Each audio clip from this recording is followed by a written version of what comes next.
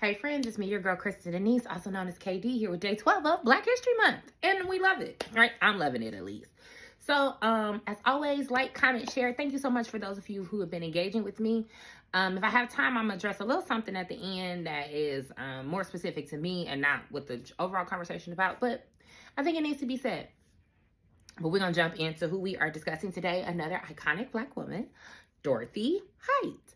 Now, if you don't know who Dorothy Height is, where have you been?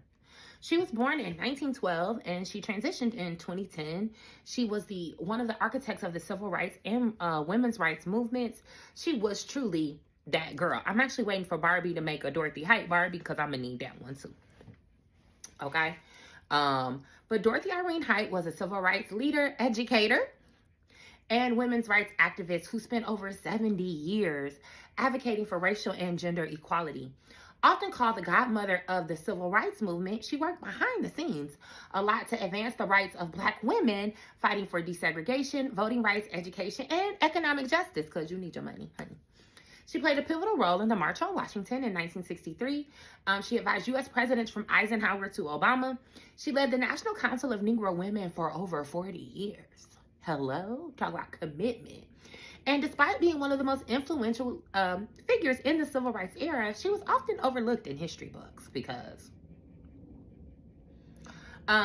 she was both Black and a woman working in a particularly male-dominated movement.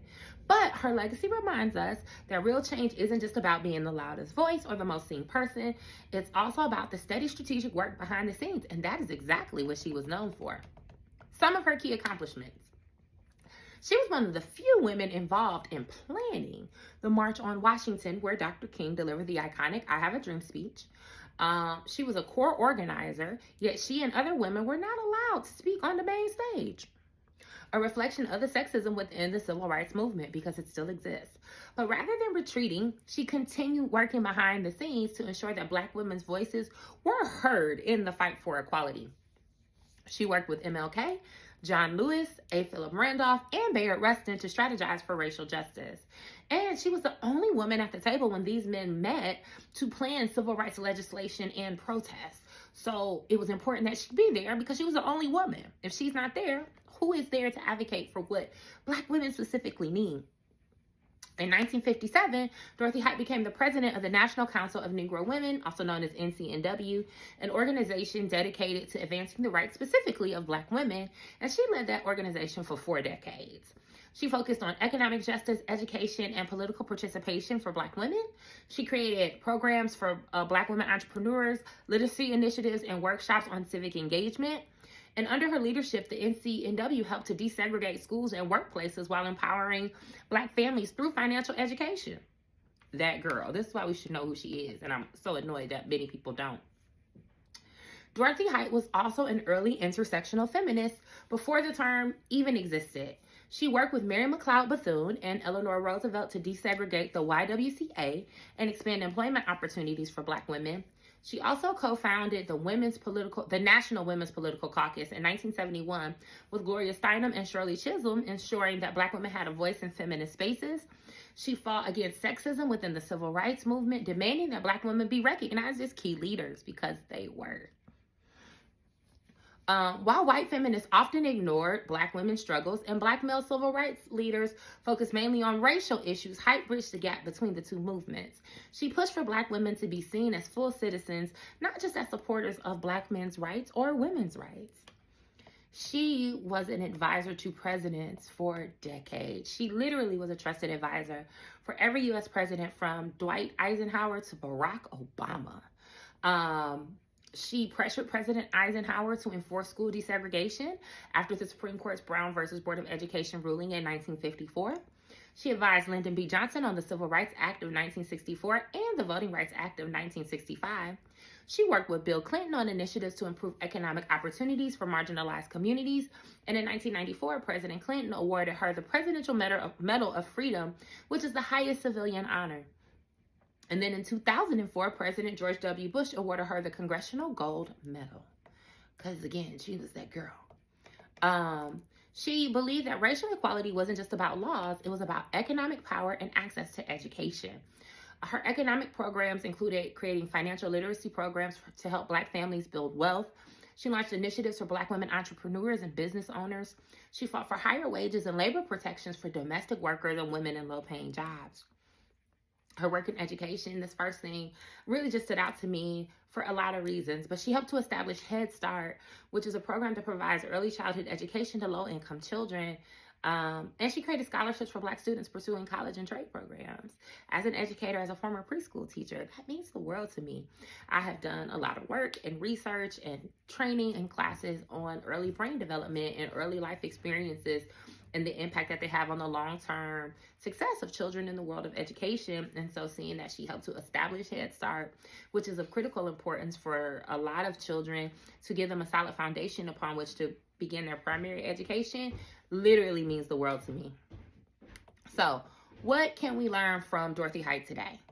One, she was often excluded from public recognition because she was a Black woman, but that never stopped her from doing the work. Visibility is important, but real change happens through actions, not just recognition.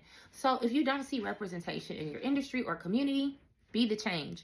Work behind the scenes if necessary, but stay committed to your mission. Like, don't give up. If it matters to you, if it's important to you, don't stop working for it just because you can't be on the main stage. She was a reminder that Black women's voices must be centered in social justice movements. She was a bridge between civil rights and feminism, ensuring that Black women weren't erased from history. Social movements need to be inclusive of Black women's experiences. Racial justice and gender equality are absolutely interconnected. So we have to make sure that we're supporting organizations and leaders that prioritize Black women's leadership in social justice, politics, and education. Height understood that true freedom requires financial independence. Economic justice is a civil rights issue. Wealth building, business ownership, and financial literacy are tools for liberation. We have to educate ourselves about financial independence, investments, and entrepreneurship. And we also need to make sure that we're supporting Black-owned businesses and economic initiatives so that we can see that freedom in our community. She is a friendly reminder that we need to be strategic, not just loud. While many civil rights leaders took center stage, Height worked strategically behind the scenes, influencing a lot of policies that actually changed the nation. Activism isn't just about protest. It's about strategy, policy, and long-term planning. And I think that's even more so important now in this current administration. We need to learn about advocacy, lobbying, and policy making to create lasting change in our communities. Finally, never stop pushing for change. Height worked until the day she passed at age 98, proving that the fight for justice is a lifelong commitment. Now, hear me on this. I'm not saying work until you gone. That's actually not my ethic. I believe in breaks. I believe in rest. I believe in restoration. I believe in renewal. But I also believe that the things that pull at your heart don't stop pulling at your heart because you reach a certain age. So continuing to be involved, even maybe if it's not in the same way, and pushing for change in areas that matter to you, I do think is important and a part of just lifelong commitment to community and the uplift of Black people. Because, let's be clear, there's always work to do. Whether we're young or old, an activist or a professional in the streets or in the boardroom, we can make an impact. And so we want to make sure that we find our role in the movements that matter to us, be it mentorship, education, business law, policy, organizing, you name it. Commit to the long game, right? My area, everybody who knows me knows, is primarily education. And I'm committing to see education be equitable, regardless of what they do with the Department of Education. I'm committed to seeing teachers well-trained, regardless of what they say the curriculum is at colleges and universities. Lifelong commitment. I am here to subvert as much as I need to subvert in order to ensure that our children get the education that they deserve. And that's all children, okay? But especially Black and brown children who are often not centered in the development and the design of curriculum. And that really matters to me. So tell me in the comments in the chat.